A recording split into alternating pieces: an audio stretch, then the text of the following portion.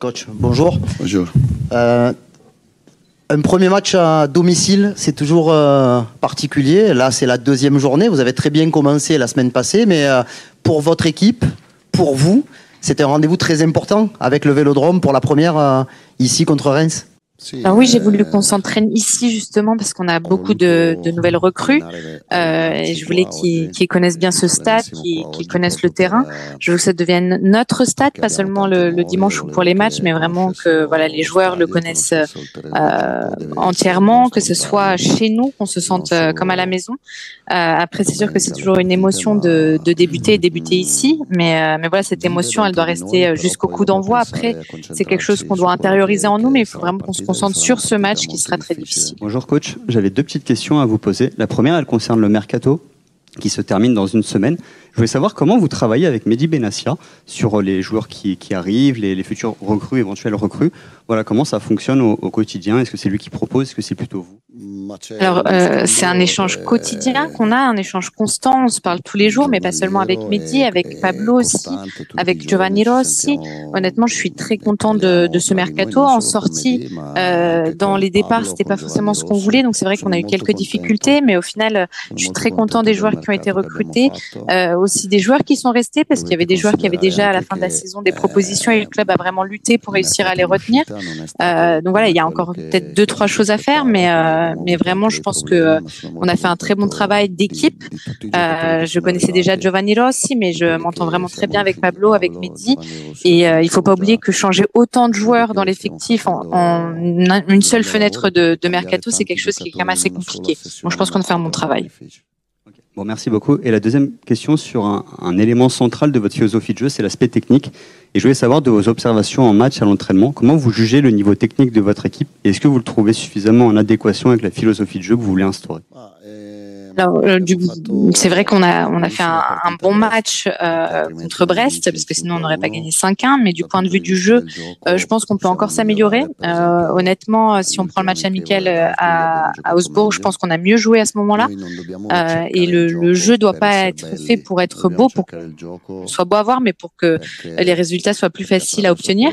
Voilà, donc il faut que tout le monde soit convaincu de cela. Je pense que les joueurs le sont. On progresse, les joueurs progressent de jour en jour. C'est vrai que c'est pas aussi facile compte tenu qu'il y a des joueurs qui sont vraiment arrivés au compte-gouttes. Donc je pense qu'on a un bon point. On essaie de faire jouer les nouveaux joueurs, etc. Après, évidemment que si on cherche la perfection, on peut toujours s'améliorer. Comment évaluez-vous le travail de Amin Harit depuis que vous êtes coach? Voilà, comment ça se passe au quotidien avec lui dans le travail, dans la préparation des matchs, et comment aussi arriver à travailler sereinement alors qu'il est concerné par le marché des transferts et qu'il pourrait peut-être partir d'ici le 1er septembre. Alors, je commence par la deuxième partie de la question.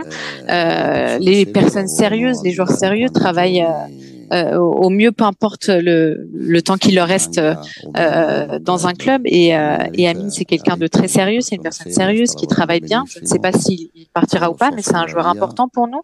Voilà, je pense il s'entraîne bien et il joue très bien. De sa part, je m'attends vraiment des passes D et des buts.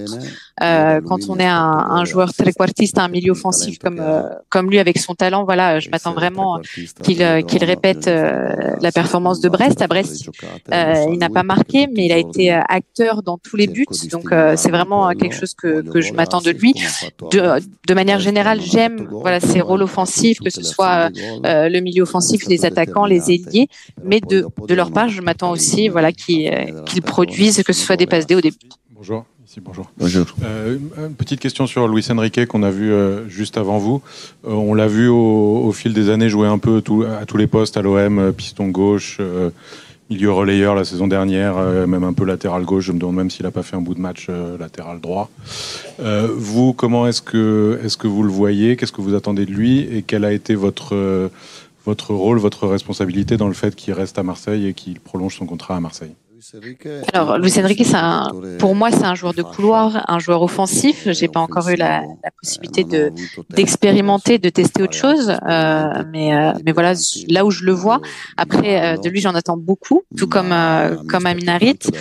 Hier, durant la réunion qu'on a eue d'équipe, je lui ai demandé combien de buts il avait marqué la saison dernière. Il m'a répondu un but. Donc, il a déjà dépassé les buts de la saison dernière. Et quand on veut atteindre des objectifs importants, il faut augmenter le nombre de buts, il faut réussir à être concret et déterminant avec le ballon, mais aussi sans ballon, être les premiers à réagir pour essayer de le récupérer, être les premiers à commencer le pressing. Et je pense que tous les joueurs de l'Olympique de Marseille ont les qualités pour marquer, pour faire des passes décisives, mais aussi faire un gros travail défensif. On est encore en début de saison. Mason Greenwood n'est peut-être pas encore à 100%, mais ce serait quoi un Mason Greenwood à 100%? Jusqu'où il peut aller avec vous? Merci. Alors, je ne sais pas, honnêtement. Ce qu'il doit faire, c'est de continuer à s'entraîner comme il le fait. Mason Greenwood, c'est quelqu'un de sérieux. On est tous satisfaits de lui en tant que joueur, en tant que personne aussi, de son comportement. Après, il a une marge de progression énorme. Je m'attends à beaucoup de buts de sa part, mais je m'attends aussi à un travail plus important dans la manœuvre. C'est-à-dire que contre Brest, on a fait un gros match, mais on a peu réussi à garder le ballon, à le tenir, parce que les joueurs étaient peu disponibles. Donc lui, comme Luis Enrique sur l'autre côté, ou Eli Wahi, il faut qu'il ne pense pas seulement à attaquer la profondeur, à essayer de marquer, mais à faire jouer aussi les autres, à réussir à tisser le jeu un peu. Et ça, c'est quelque chose qui est important aussi. Bonsoir coach. Petite question sur la fin du mercato. Vous parliez de ça avec Xavier justement. Vous disiez qu'il y avait encore des petits points à régler. Quels sont-ils? Et petite question aussi sur Jonathan Rowe qui devrait arriver. Qu'est-ce que vous pouvez nous dire sur ce joueur? Merci.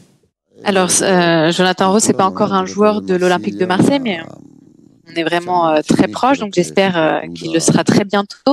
C'est un grand joueur, un joueur jeune qui apporte du patrimoine au club, un peu ce dont je vous avais déjà parlé, un joueur qui est là pour le présent, mais aussi pour le futur, pour le projet à long terme du club, d'avoir une équipe qui perdure dans le temps.